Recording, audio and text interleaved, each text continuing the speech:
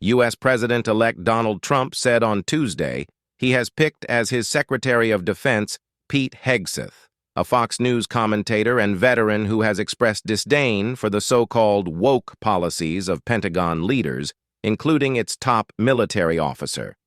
Hegseth, if confirmed by the U.S. Senate, could make good on Trump's campaign promises to rid the U.S. military of generals who he accuses of pursuing progressive policies on diversity in the ranks that conservatives have rallied against. It could also set up a collision course between Hegseth and the chairman of the Joint Chiefs of Staff, Air Force General C.Q. Brown, a former fighter pilot with command experience in the Pacific and the Middle East, who Hegseth accused of pursuing the radical positions of left-wing politicians.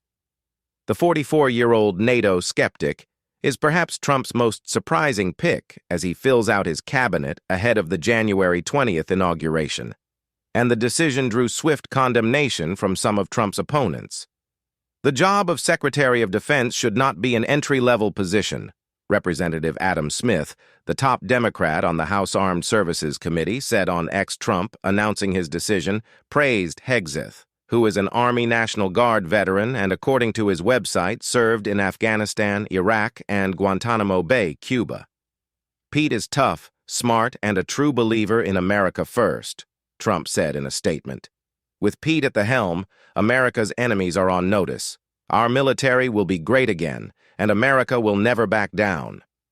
While Hegseth has articulated only limited policy positions in the past, he has railed against NATO allies for being weak and said that China is on the verge of dominating its neighbors.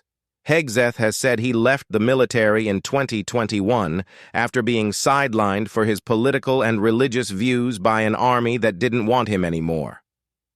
The feeling was mutual. I didn't want this army anymore either, Hegseth said in his book, The War on Warriors, Behind the Betrayal of the Men Who Keep Us Free. There is already anxiety in the Pentagon that Trump aims to root out military officers and career civil servants he perceives to be disloyal. Culture war issues could be a trigger for firings. Trump told Fox News in June he would fire generals he described as woke, a term for those focused on racial and social justice, but which is used by conservatives to disparage progressive policies.